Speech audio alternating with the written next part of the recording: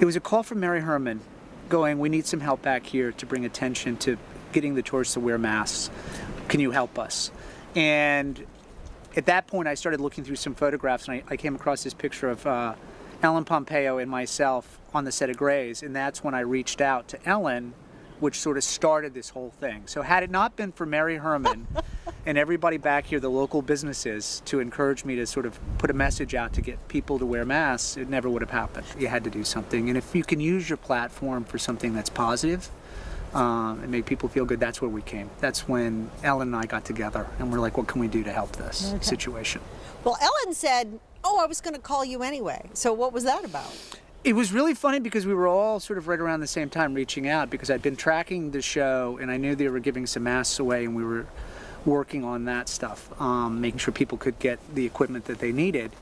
So it was starting to come together. And then it was just sort of the incentive, okay, what can we do to make an impact here, to get people to listen to the science and to put on a mask?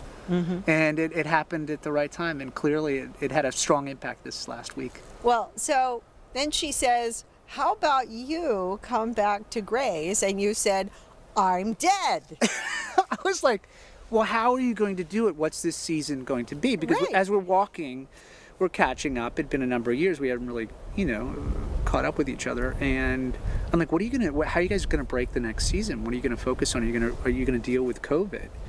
And she goes, yeah, I just had a conversation with Krista and she wants to do some stuff and I have some ideas. Would you be open and come back? And I'm like, how are we going to do that?